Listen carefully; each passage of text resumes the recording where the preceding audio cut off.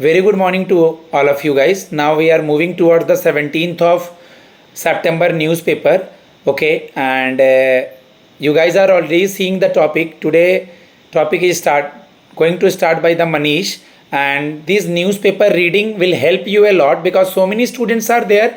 They are working on English and maths, but they are not properly working on uh, reasoning and maths they are not properly working on English. Okay, तो मैं एक हिंदी में एक line बोलना चाहूँगा. जैसे centre से बाहर निकल के मैं या कोई भी कहता था, आप लोग भी कहते होंगे भगवान मेरी इंग्लिश देख लेना, तो भगवान कहते हैं भाई मैं नहीं देखूंगा, खुद देखना पड़ेगा. तो इट मीन्स व्हाट कि अगर कोई पेपर पढ़ रहा है, फॉर एग्जाम्पल मैं कल का ही लेता हूँ, मैं किसी की सक्सेस स्टोरी डालूंगा ना, सुप्रीम कोर्ट का रिजल्ट आया झारखंड का, वो बच्चे ये कहेंगे कि मैं सुपर 50 से जुड़ के पेपर पढ़ना सीख गया. तो न्यूज़पेपर कभी भी आपको जिताएगा. स्टार्ट. 2 मिनट से ज़्यादा नहीं लेना कोई. Good morning, all of you. Myself Manish. मेरा today's article is about walk bill amendment 2025. हाँ, तो माइक से एकदम अच्छा आवाज़ आ रहा है, थोड़ा हल्का सा दूर रखो बस. ठीक है. Good. ठीक है सर. तो पहले मैं वॉक बिल का हिस्ट्री बता देता हूँ. वॉक मतलब होता है एक मुस्लिम लॉ जिसमें कोई भी जैसे मुस्लिम अपने जो प्रॉपर्टी है वो चैरिटेबल या रिलीजियस पर्पज से डोनेट कर सकता है. बट इफ एक बार वो डोनेट कर लेता है तो उसको वापस नहीं लिया जा सकता है. और जो डोनेट कर लेता है उस पर्सन को बोलते हैं वाकिफ, और मतलब जो डोनेट की जाती है प्रॉपर्टी उसको बोलते हैं वॉक. और अभी इंडिया में सबसे ज़्यादा प्रॉपर्टी रेलवे, डिफेंस और उसके बाद वॉक की प्रॉपर्टी है, मुस्लिम रिलीजियस प्रॉपर्टी. और जो अभी जो बिल की मैं बात कर रहा हूँ, ये वॉक अमेंडमेंट बिल 2025 का है. ये इसलिए लाया था गवर्नमेंट की मॉडर्नाइज करेंगे और स्ट्रीमलाइन करेंगे जो वॉक की एडमिनिस्ट्रेशन है उसको. बट फिर सर्वल जो मुस्लिम ऑर्गेनाइजेशंस हैं उनने और पॉलिटिकल पार्टीज हैं, सिविक सोसाइटी ग्रुप्स हैं, उनने चैलेंज किया था लॉ को.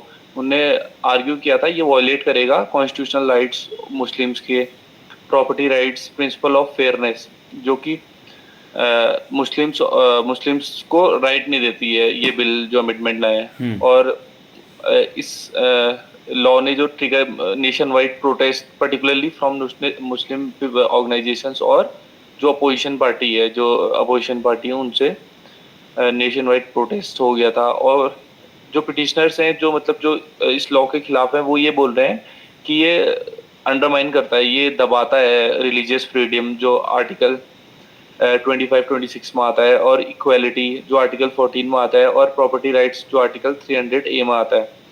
और फिर जो अभी सुप्रीम कोर्ट की बेंच बैठी थी CJI BR गवाई और जस्टिस AG मासिया करके, उनने एक इंटरिम ऑर्डर इशू किया है. ये बोलता है कि ये कुछ प्रोविजंस जो हैं वॉक बिल के जो अमेंडमेंट में आए थे उनको पॉज करता है. ओवरऑल जो प्रोविजंस है उनको नहीं रोकता है, मतलब कुछ को रोकता है.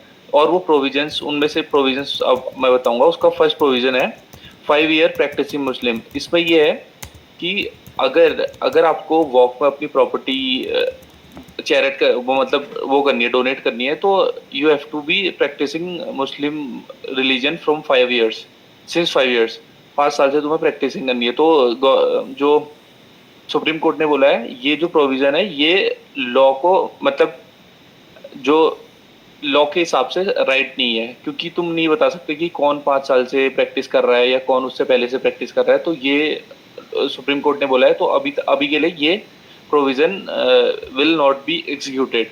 और जो दूसरा है power of collectors designated officers over property, जो ये बिल बोलता था कि जो स्टेट, जैसे स्टेट वॉक होता है और एक सेंट्रल वॉक होता है. तो स्टेट वॉक में जैसे इनने पावर दे दी थी कलेक्टर्स को कि अगर कोई भी प्रॉपर्टी डिस्प्यूट हो रहा है तो तुम अपना डिसीजन दे सकते हो, मतलब तुम बाइफर्केशन कर सकते हो कि प्रॉपर्टी किसकी है और किसकी नहीं है. तो ये भी एक लॉ को इम्पीच करता है कि जैसे कोई भी अगर ऐसी प्रॉब्लम आती है तो सुप्रीम कोर्ट या स्टेट का हाई कोर्ट डिसीजन लेता है कि ये प्रॉपर्टी किसकी है. बट ये कलेक्टर और designated officers are not that much liable. और जो तीसरा है वो non Muslim representations in waqf bodies.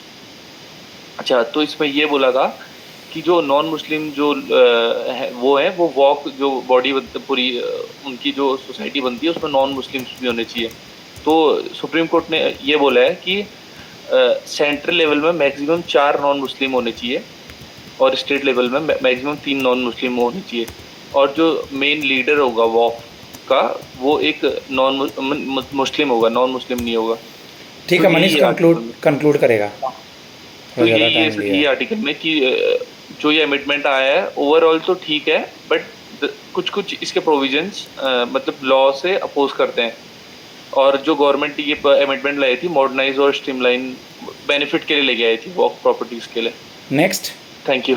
Very good, well done. And guys just try to read that, मेरा जो टॉपिक है वही नहीं पढ़ना है, सारा पढ़ना है।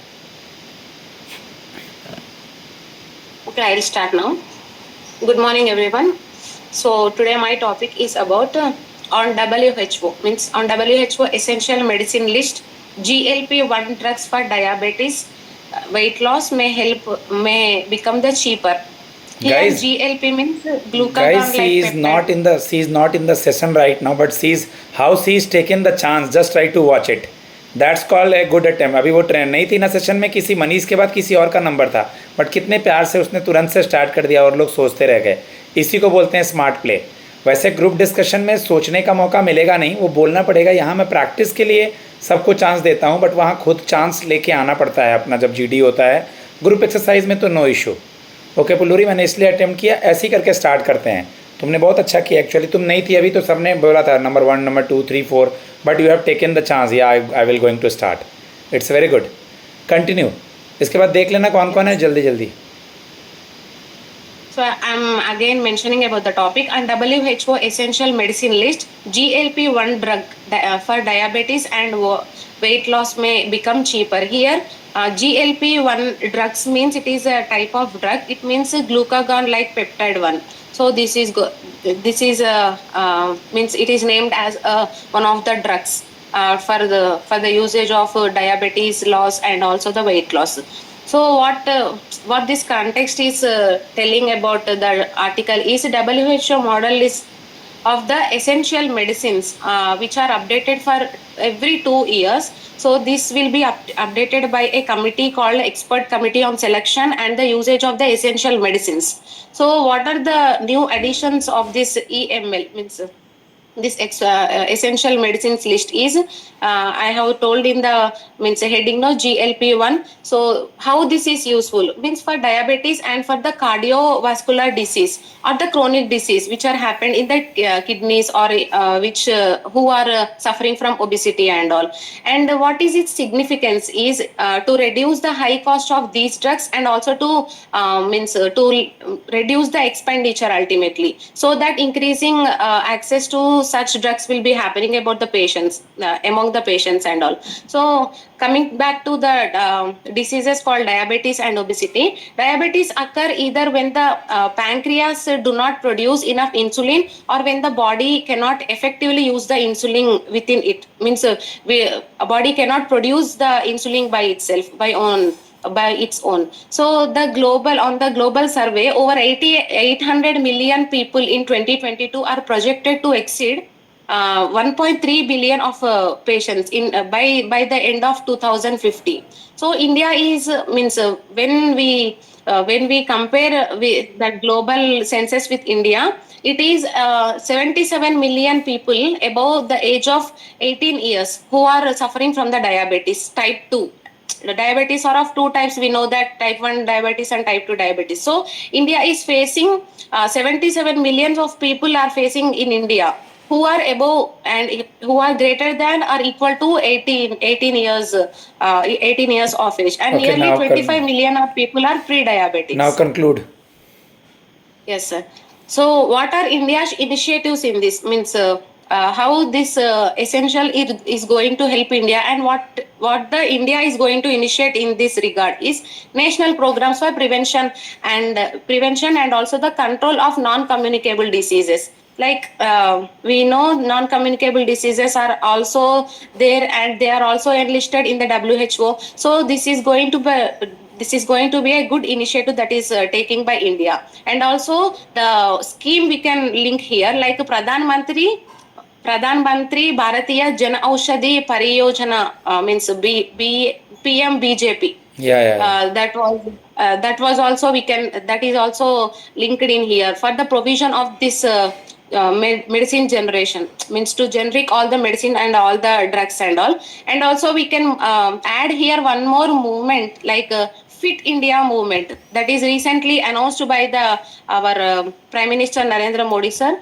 So promoting the active lifestyles and also to encourage all the individuals for having the healthy lives and having the fitness for their body and all. So this is the end of the topic. Thank you. Good, very good. This topic is very good, and this international issue like International Labour Organization, WHO, ILO, World Bank, and GDP related are important for RC also.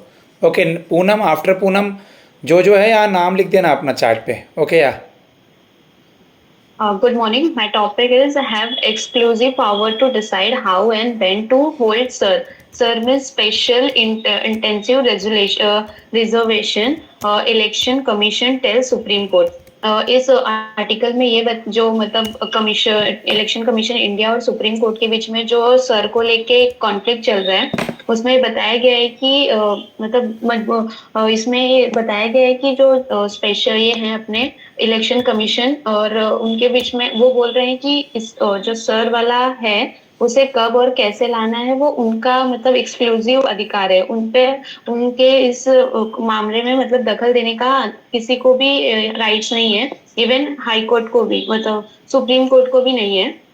और मतलब उन्होंने ये बोला है कि मतलब जो executive journalist हैं उन्होंने बोला कि ये पूरा कम्प्लीटली हमारा मतलब अधिकार है और इसे हमें गारंटेड बाय लॉ हुआ है और या फिर किसी और अथॉरिटी को इसमें दखल देने का नहीं है, दे नहीं सकते. और ये मतलब जो आउटसाइड जुडिकल है उन्होंने भी बोला है कि मतलब ये उसके बाहर है, मतलब सुप्रीम कोर्ट के बाहर इसका मतलब फैसला नहीं दे सकती है इसमें. और इसकी कोई लिमिट नहीं है, टाइम लिमिट नहीं है कि ये जो है जुडिकल मतलब कब लाएंगे और कब नहीं, ये उन पे डिपेंड मतलब जो भी मांग की गई है. और इसका जो लीगल बैक मतलब वो बोल रहे हैं कि जो मतलब representation of the people act 1950 और रजिस्ट्रेशन ऑफ इलेक्शन रूल 1916 में के तहत इनको ये लॉ प्रोवाइड किया गया है. और मतलब फिर सुप्रीम कोर्ट ने भी मतलब ये किया है कि जो अश्विनी कुमार उपाध्याय हैं उन्होंने मतलब मांग की है कि जो मतलब ये जो है सर वाला वो पूरे देश में एक इक्वली इस पे राइट होना चाहिए, मतलब रेगुलर इंटरवेंशन जो है उस पे होना चाहिए, क्योंकि बोल रहे हैं कि जो विदेशी जो बाहर से आए फॉरेनर्स हैं उनको पहचाना जा सके और उनको बाहर निकाला जा सके, जिससे कि जो अपनी जो वोटर लिस्ट का है वो एक प्रायोरिटी बनी रहे उसमें. और इसका बिहार से दिया गया एग्जाम्पल कि बिहार में जो अभी सर को लेके जो एक विवाद चल रहा है उस पे उन्होंने चल रहा है उसके बारे में बताया है कि ये सिर्फ जो चल रहा है वो मतलब नागरिक इसके लिए इसके एड में वो लोग जो सिटीजनशिप स्कीमिंग है वो कर रहे हैं.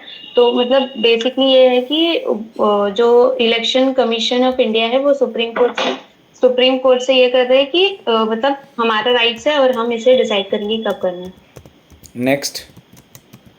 Good morning everyone.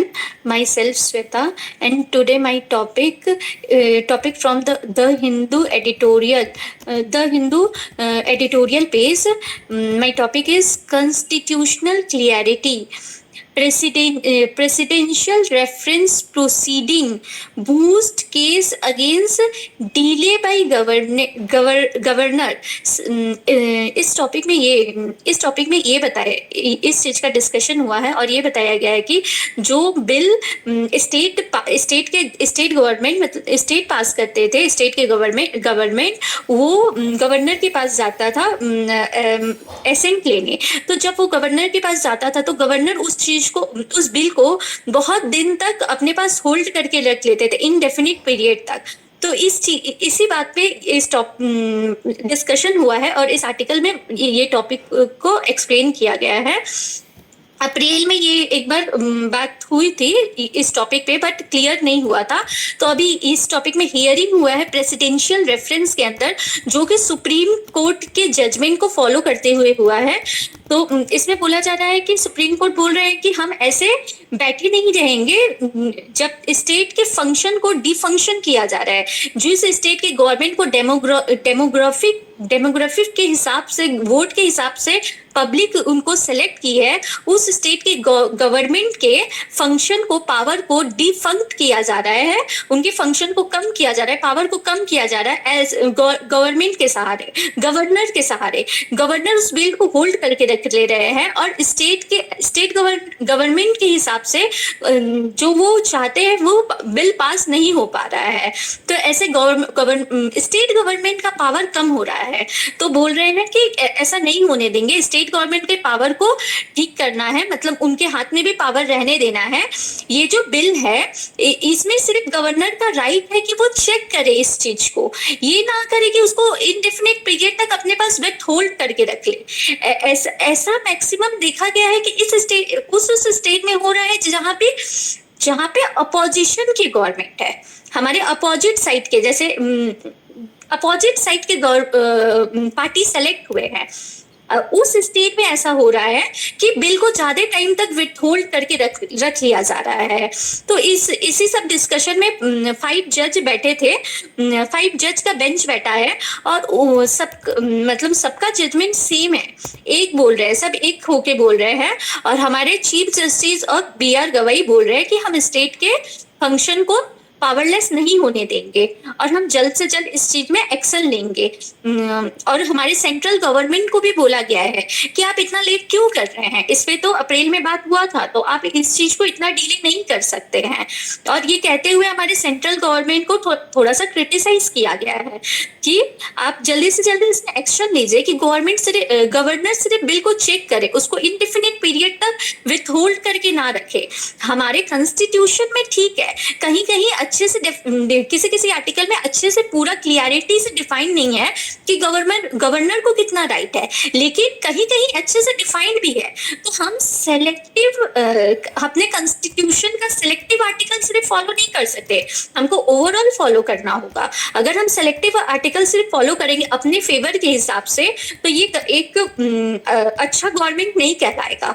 तो हमको ओवरऑल कॉन्स्टिट्यूशनल रूल, सारे आर्टिकल को फॉलो करके गवर्नर को सिर्फ चेक करने का अधिकार देना चाहिए, ये नहीं कि उनको विथहोल्ड करें। ऐसा करने से स्टेट का पावर कम होगा। तो इस बात पे ही ये डिस्कशन हुआ है कि जल्द से जल्द हम ये रूल पास करें कि स्टेट के पास राइट हो, और दोनों के बीच में, स्टेट के गवर्नमेंट के बीच में और स्टेट गवर्नर के बीच में एक बैलेंस पावर हो और बैलेंस अप्रोच फॉलो हो, कि वो दोनों बैलेंस करके चले। ऐसे किसी के पास ज्यादा पावर और कम पावर ना रह जाए। स्टेट के पास भी हक हो अपना एसेंट रखने का, अपना बिल पास कराने का, और गवर्नर उस चीज को रोके भी ना। ऐसे एक अच्छा डेमोग्राफिक गवर्नमेंट हम लोग जो बोलते हैं वो फॉलो भी कर पाएंगे। और ये कहते हुए थोड़ा सा सेंट्रल गवर्नमेंट को इस आर्टिकल में क्रिटिसाइज किया गया है कि जल्द से जल्द सेंट्रल गवर्नमेंट को इस चीज में एक्शन लेना चाहिए। Done sir. गुड। नेक्स्ट जो लोग बचे हैं खत्म कीजिए। My topic is positioning India and unruly world. So इसमें एक US की एक मैगजीन है फॉरेन अफेयर नाम की, उसने एक आर्टिकल लिखा है इंडिया के बारे में क्रिटिसाइज करते हुए कि इंडिया ग्रैंड पावर डिल्यूजन, कि इंडिया को अगर ग्रैंड पावर मिलेगी तो वो एक डिल्यूजन है, फोल्स बिलीफ है। इंडिया को ऐसा लगता है कि उसको पावर मिल जाएगी। तो उसके लिए जो हमारे यहाँ के वेस्ट बंगाल के फॉर्मर गवर्नर है, उन्होंने आर्टिकल लिखा है कि यूएस को ऐसे नहीं बोलना चाहिए, ऐसे क्रिटिसाइज नहीं करना चाहिए कि इंडिया पावर लेना चाहता है या फिर इंडिया कम्पीट करना चाहता है यूएसए एंड चाइना और रशिया जैसी बड़ी इकोनॉमी को। सो इसमें जो इन्फो था, इसका जो इंट्रोडक्शन है वो यही है कि इस बात पर डिस्कशन कर रहे हैं कि जो उन्होंने आर्टिकल लिखा है फॉरेन अफेयर्स की, तो उसके बारे में जो हमारे गवर्नर है वो अपने व्यूज दे रहे हैं कि कैसे कैसे हमने इम्प्रूवमेंट किया। इसकी मैं बॉडी बता देती हूँ कि स्टार्टिंग में ये है कि इंडिया ने जैसे ग्रीन रेवोल्यूशन थी उसको भी टैकल किया, फूड की जो वर्ल्ड वॉर के टाइम पे फूड के जो क्राइसिस थे उनको भी टैकल किया है, और फिलहाल जब हम क्वाड कंट्रीज के साथ में भी है जिसमें कि वो है जापान है, यूएस है और ऑस्ट्रेलिया है इंडिया के साथ में। और दूसरी तरफ हम शंघाई कोऑपरेशन जो हो रखा है उसको भी ज्वाइन कर रहे हैं, तो उसके साथ में हम चाइना के साथ भी कोऑपरेट कर रहे हैं।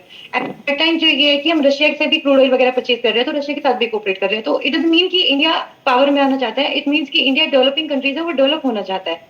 तो हम धीरे धीरे डेवलप कर रहे हैं। सो वेस्ट को हमें ऐसे लाइट वेट नहीं करना चाहिए कि क्रिटिसाइज करेंगे कि ये पावर में नहीं आ सकते हैं। तो उसके बाद में है कि इन्होंने बोला है कि इंडिया ने कभी भी कंपैरिजन नहीं किया है यूएस के साथ में, कि हम जैसे यूएस डेवलप्ड कंट्रीज है या फिर चाइना डेवलप्ड कंट्रीज है, तो उनकी हम कंपेयर नहीं करना चाहते हैं कभी भी उनके साथ में। उनके साथ हम कोऑपरेट करते हैं। और वेस्ट ने इसी चीज को देखते हुए हमारे ऊपर टैरिफ लगा दिए 50% के, पहले 25% थे, उसके बाद 50% कर दिया। तो इसका मतलब ये नहीं होगा कि हमारे जो एक्सपोर्ट इम्पोर्ट है वो कम हो जाएंगे। जैसे कि अब वेस्ट ने अगर टैरिफ लगाया तो चाइना के साथ में ट्रेड कर रहे हैं या फिर रशिया के साथ में क्रूड ऑयल का ट्रेड परचेज कर रहे हैं। और दूसरी चीज है कि वेस्ट का बोलना है, जैसे मैगजीन के अकॉर्डिंग, कि वेस्ट का बोलना है कि स्ट्रॉन्गेस्ट पार्टिसिपेंट वो होता है किसी भी इकोनॉमी में या फिर वर्ल्ड में जिसके पास में टेक्नोलॉजी होती है। तो टेक्नोलॉजी में ऐसा नहीं है कि इंडिया के पास टेक्नोलॉजी नहीं है। आईटी सेक्टर, डिफेंस और ये स्पेस वगैरह, इन सब में टेक्नोलॉजी हम यूज कर रहे हैं, इंडिया में भी यूज कर रहे हैं। सो इट डजंट मीन कि इंडिया पीछे है किसी भी चीज से। तो अब मैं कंक्लूड करूंगी कि इसमें उधर का बस यही कहना है कि जो आपने बोला है कि इंडिया का जब डेल्यूजन है पावर में, तो वो आपने गलत बोला है। ऐसा नहीं है कि इंडिया पावर में नहीं आ सकता, और आप किसी को ऐसे क्रिटिसाइज नहीं कर सकते हैं। फर्स्ट ऑफ ऑल आप हमारी हिस्ट्री चेक कीजिए और प्रेजेंट को चेक कीजिए, उसके बाद में आप कोई भी आर्टिकल लिख सकते हैं। तो डायरेक्टली जो ऑथर है, जो कि फॉर्मर गवर्नर, उन्होंने क्रिटिसाइज किया है फॉरेन अफेयर्स नाम की जो मैगजीन है यूएसए की, उस आर्टिकल। तुम्हारा टॉपिक भी अच्छा था बेटा, एग्ज़ाम में आने लायक या डिस्कशन से रिलेटेड तुम्हारा टॉपिक भी अच्छा था। ठीक है, लास्ट कोई बचा है ना? नेहा, कंक्लूड करो बेटा 2 मिनट में। My topic is India keen to preserve its tie to US but not at any cost. इसमें बताइए कि इंडिया और अमेरिका के रिश्ते को मजबूत करने के बारे में बताया गया है। इंडिया अमेरिका के रिश्ते के मजबूत रिश्ते बनाए रखना चाहता है, लेकिन वो अपने मूल हितों के राजनीतिक स्वतंत्रता के नुकसान पहुंचाने वाली किसी भी मांग को स्वीकार नहीं करेगा। इसका मूल विचार है, अमेरिका को यह स्पष्ट करना होगा कि वो अपनी राजनीतिक में भारत को कैसे देखना चाहता है। रिश्ते को अस्थायी होना चाहिए, केवल अस्थायी नहीं। भारत और चीन दोनों ने तनाव कम करने के लिए स्ट्रेटेजिक कदम उठाए हैं, जैसे तीर्थ यात्रा, वीजा से जुड़े फैसले। लेकिन बड़े मुद्दे हैं व्यापार, सीमा विवाद अब भी बने हुए हैं। अमेरिकी व्यापार नीतियां जैसे टैरिफ और दबाव डालने की राजनीतिक और बाधाएं पैदा कर रही है। कुछ ऐसे देशों की गठबंधन बनाए रखने के लिए रियासतें दी हैं। भारत ऐसे एक तरफा नियमों के आंख बंद करके स्वीकार नहीं करेगा। अमेरिका ने ग्लोबली कंट्रीब्यूट किया है, वैक्सीन, मैत्री, क्लाइमेट एक्शन, और अब उसे जियो पॉलिटिक्स में बड़ी भूमिका निभानी होगी, लेकिन अपने नियमों और शर्तों पर। Thank you. ठीक है, वेरी गुड, सबने अच्छा ट्राई किया। ओके, अभी जो टेस्ट दिए हैं उसका एनालिसिस कीजिएगा। आज का न्यूज़पेपर मैं ग्रुप में डाल दूंगा। ओके, इवनिंग में हम लोग देख लेंगे पेपर, एक बार आप खुद से भी पढ़ लीजिएगा। मैं टाइप कर दूंगा क्या क्या इंपॉर्टेंट आर्टिकल है, और आगे के लिए मैं टॉपिक्स भी दे दूंगा। एक बार एवरीवन रिस्पॉन्ड कीजिएगा गाइज। ओके, और एडवांस टेस्ट का एनालिसिस कर लेना Pulluri, about the English and maths and reasoning देख लेना मनीष, और सब लोग देख लेना। ओके, तन्वी वगैरह, पूनम, सब लोग। अनुष्का का रिस्पॉन्ड नहीं आ रहा था, वो क्लास में थी नहीं थी। हाउ आर यू अनुष्का, तबीयत ठीक है? क्या बोला डॉक्टर ने? ओके, एक सेकंड रुकना, एक second. Okay guys, this is the video is over now. Okay, and just try to take help from it. My number is 7503235358.